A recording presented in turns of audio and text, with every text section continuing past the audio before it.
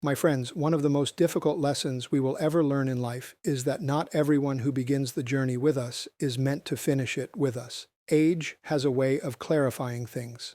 As the years pass, you discover that your time, your energy, and your peace of mind are no longer resources to be wasted. Every moment becomes more precious, every conversation more costly, and every relationship either a source of life or a drain upon it. Old age is not just a season of looking back. It is a season of choosing wisely what and who will accompany you forward. Now, here is a truth we often resist. The greatest dangers to your peace may not come from strangers, but from those closest to you, even family. Just because someone shares your bloodline does not mean they share your values. Just because someone carries your last name does not mean they deserve your presence. Loyalty is a virtue, but blind loyalty can be a trap. In your later years, discernment is survival. To finish well, you must have the courage to walk away from those who would steal your joy, distort your perspective, or keep you bound in cycles God never intended for you. 1. The manipulator who thrives on control. The manipulator who thrives on control is often the most dangerous presence in old age, not because they shout the loudest or act the boldest, but because they operate with subtlety. Their influence is rarely obvious at first glance, but their effects are corrosive, undermining your independence, your sense of peace, and even your trust in your own judgment. As the years advance, when strength is less and the need for clarity greater, such a person can become a devastating weight upon your life. They thrive on authority and dominance, not because they wish to serve or protect, but because control feeds their sense of power. They see vulnerability as an opening, a chance to step into the driver's seat of your choices. And if you do not guard yourself carefully, they will reshape your life not according to what is best for you, but according to what benefits them. These individuals often wear the mask of concern. They will say, "I'm only trying to help," or, "I want the best for you." But behind their words lies an agenda. Manipulators are rarely motivated by selfless love. Rather, they are compelled by fear of losing their influence or by greed for resources they think they deserve. They may be a sibling who insists they know how your affairs should be managed, or an adult child who takes the reins of decision-making without asking.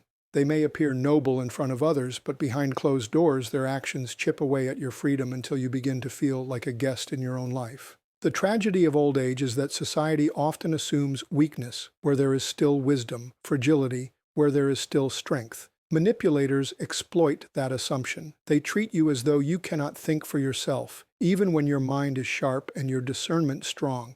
The longer you allow them space, the more you will find yourself doubting whether your perspective matters at all. And that precisely is their goal, to reduce your confidence so that you lean entirely on them.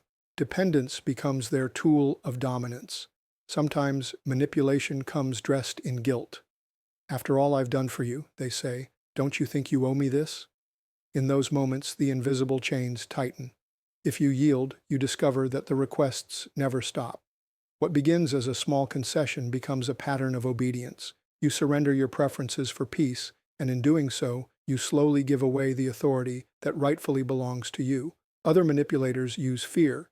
They warn of dire consequences if you do not listen, painting vivid pictures of disaster, all of which somehow require you to hand control into their keeping. And still others use charm, smothering you with flattery and sweet words until you do not recognize the web being spun around you. But the call in old age is to resist such entanglements. You were not meant to finish your days as a puppet in someone else's hands. True love empowers, it does not imprison. Genuine care respects your voice, it does not silence it. Real family, whether by blood or by choice, seeks to lift burdens, not to bind you with new ones. You must ask yourself, does this person bring peace to my life or confusion? Do I feel stronger after spending time with them or weaker? Do I sense freedom in their presence or do I feel controlled? The answers will reveal whether you are dealing with a manipulator. Walking away from manipulators, even if they share your family name, is not cruelty. It is wisdom. Setting boundaries may provoke anger or accusations, but boundaries are not weapons. They are shields. They protect the time, energy, and spiritual clarity you need in your later years. You cannot run your race well if you are entangled in another's schemes.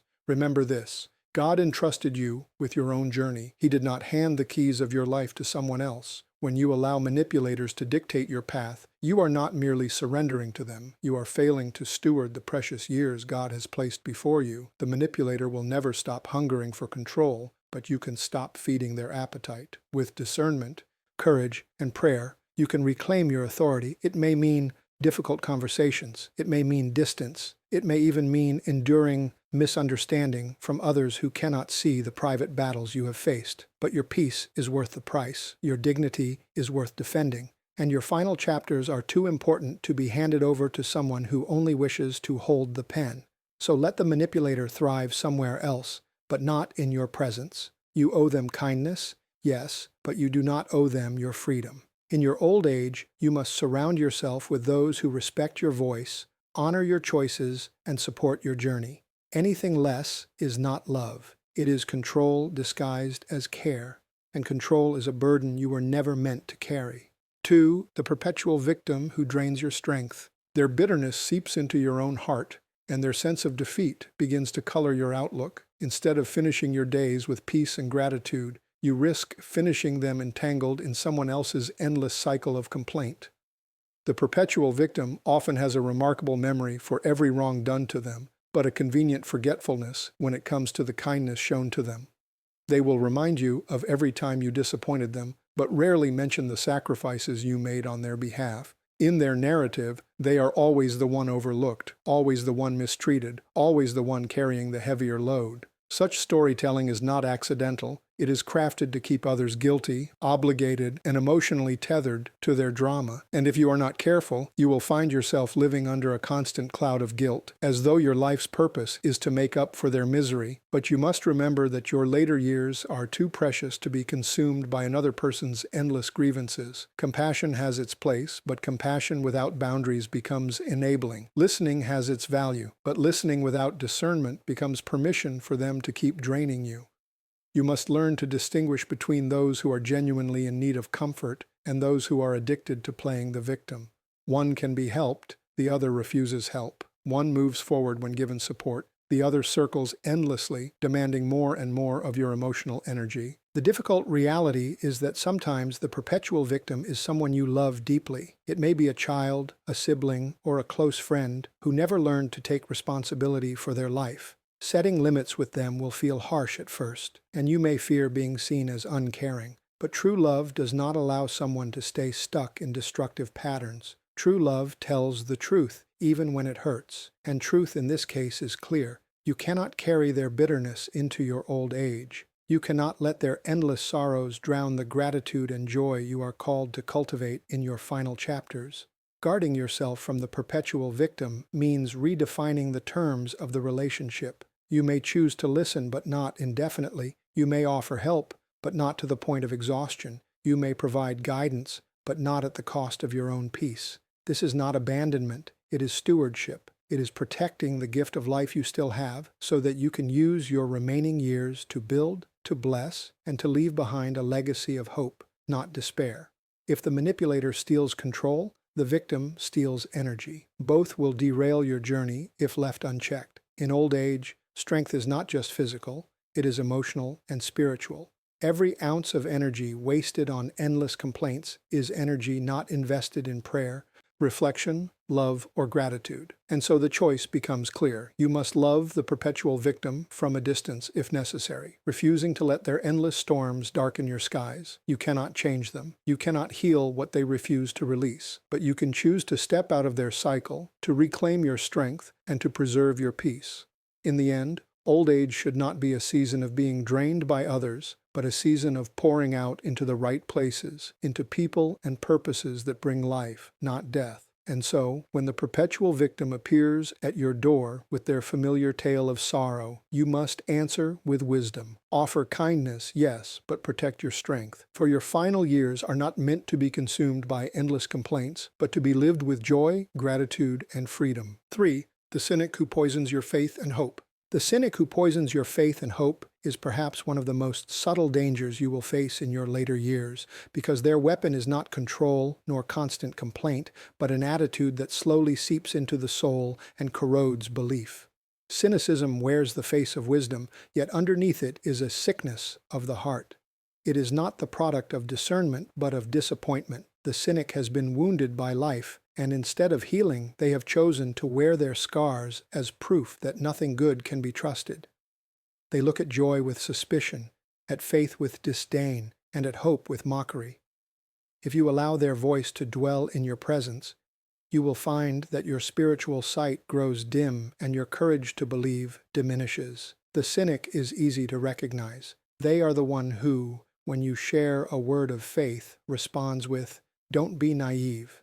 When you speak of hope, they answer, "That's just wishful thinking." When you celebrate a blessing, they caution you not to get too excited because it won't last. At first, their words may seem harmless, even protective, as though they are trying to save you from disappointment. But over time, their constant suspicion becomes a toxin. They make you doubt the very promises of God, whispering that perhaps His word does not apply to you anymore, or that faith is nothing more than empty optimism. They are thieves of expectation, robbers of joy, destroyers of confidence in the unseen. Cynicism often cloaks itself in experience. The cynic will remind you that they have seen it all before. They will tell you that they once believed, once trusted, once hoped, and it only led to disappointment. But here is the danger. Their testimony is not of truth, but of surrender. Instead of persevering through pain, they chose bitterness. Instead of trusting God despite the storm, they hardened their heart and decided that faith was foolish. And when you are vulnerable, when the challenges of age weigh heavy, their words can sound convincing. You begin to wonder if perhaps they are right, if perhaps you should lower your expectations, settle into despair, and resign yourself to living without hope. That is how the poison works, not in one sharp blow, but in slow doses over time. The cynic thrives in environments where faith is fragile. They will not openly declare war against belief, but they will chip away at it little by little. You say, "I believe God can still use me," and they smirk. "At your age?"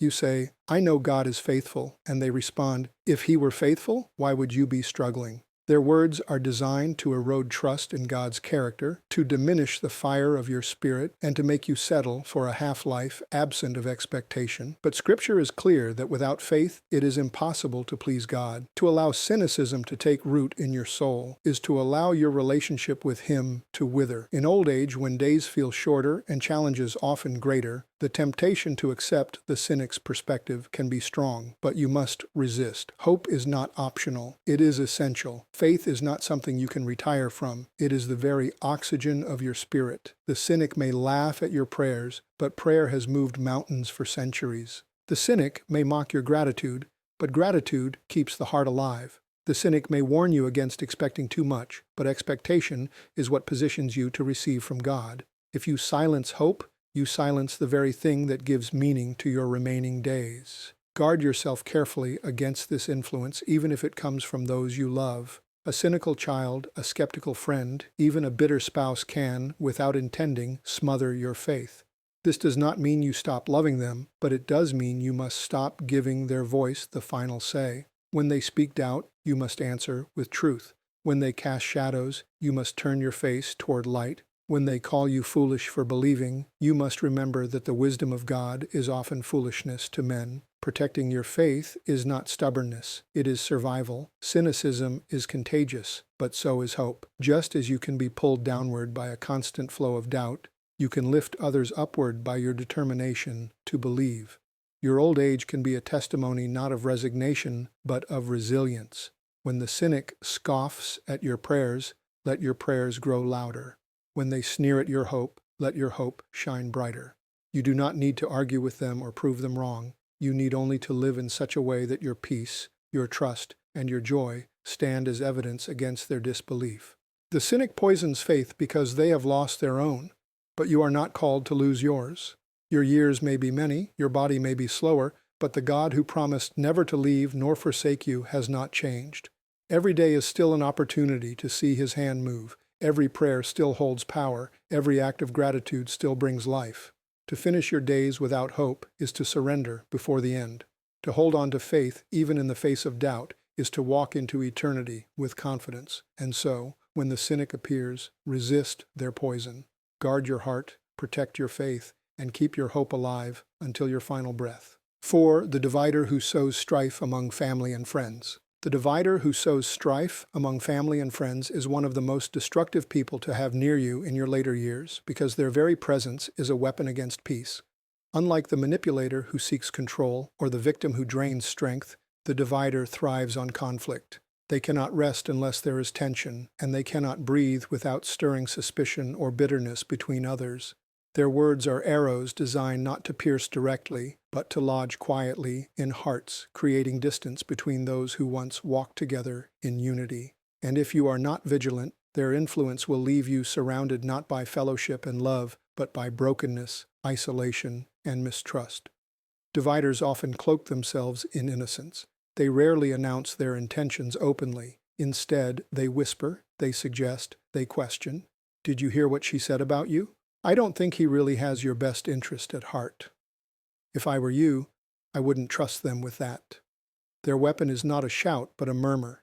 It is not an open attack, but a subtle seed planted in fertile ground. Left unchecked, those seeds grow into weeds of suspicion and resentment, choking out harmony and replacing it with discord. In old age, when family bonds and friendships should be your refuge, the work of a divider is especially cruel. You may long for peace in your household, for moments of joy around the table, for shared laughter with those you love. But the divider despises peace. To them, harmony is boring and unity is threatening.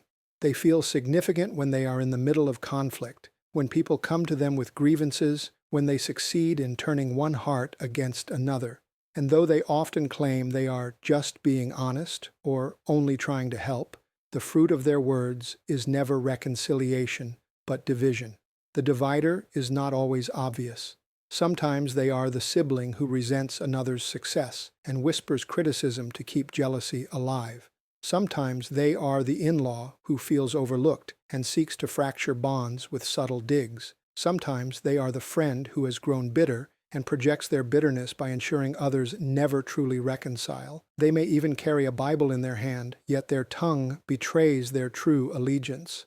Scripture warns us that God hates those who sow discord among brothers, for division is not merely a human problem, it is a spiritual one. The enemy knows that if he can separate the people of God, he can weaken their testimony, diminish their joy, and rob them of strength. In your later years, the danger of allowing a divider close is profound. When life has taught you the value of peace, the last thing you need is someone who thrives on stirring conflict. Their influence not only robs you of serenity, but also fractures the relationships you may depend on most. Imagine entering your final chapters surrounded not by love and unity, but by bitterness and estrangement, all because someone you trusted planted seeds of suspicion. That is the fruit of the divider's work, and it is poisonous. Guarding yourself from the divider requires courage and clarity. First, you must recognize their pattern. Every time they speak, does the result bring others closer together or further apart? Do their words inspire reconciliation or deepen resentment? Once you see the pattern, you cannot ignore it. You must refuse to be a vessel for their poison. When they come with whispers, you must close the door to gossip.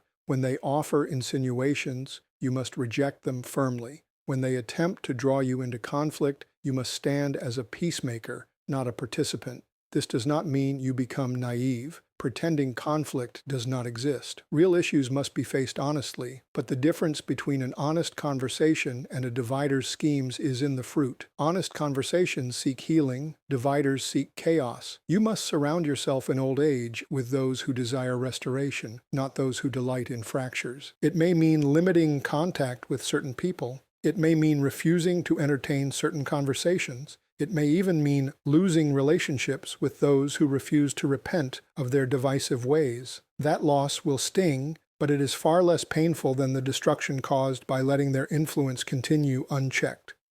Remember this: peace is not passive. It is not the absence of conflict. It is the presence of righteousness and order. To maintain peace in your old age, you must defend it fiercely. The divider will accuse you of being harsh or unkind, but in truth, it is unkind to allow someone to continually wound the people you love.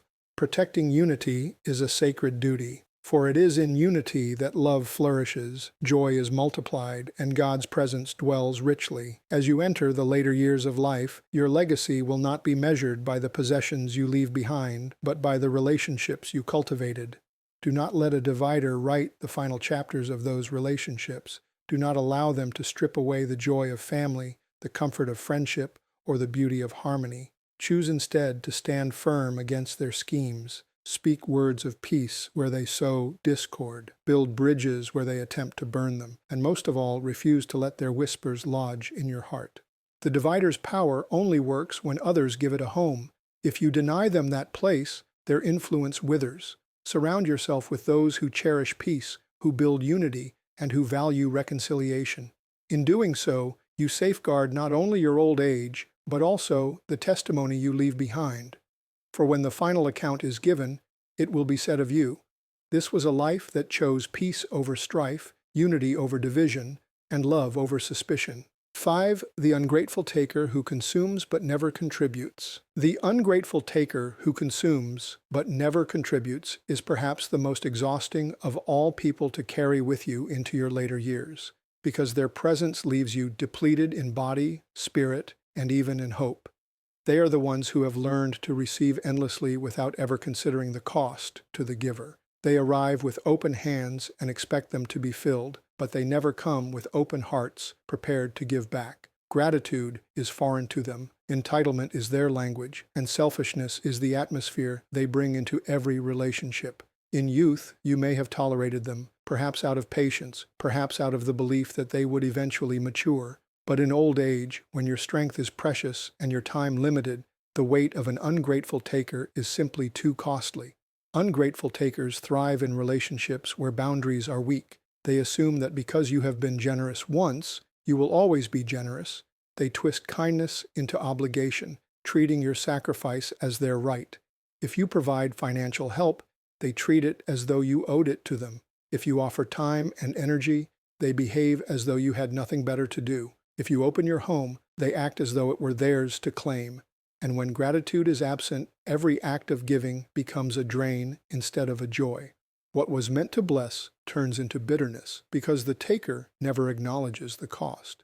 The ungrateful taker does not always come demanding with loud words. Sometimes they are subtle. They sigh about their needs, hint at their struggles, and allow you to carry the weight without ever asking directly because they know your heart is soft. Other times they are bold, shamelessly expecting more and more, even growing angry if you hesitate. Either way, the outcome is the same. They consume, but they never pour back into you. They leave you emptier than they found you, and they return again, expecting you to supply them once more. The tragedy of such people is not only their lack of gratitude, but their blindness to what they are doing. They do not see your sacrifices. They see only their needs. They do not recognize your limitations. They recognize only their desires. They do not notice your fatigue, your dwindling resources, or your own struggles, because the mirror of their world reflects only themselves. To them, you exist as a source, not as a soul. You are the well they return to, never considering that wells run dry. In old age, this type of relationship is especially damaging. These are years meant for peace, reflection, and finishing well, not years spent drained by endless demands.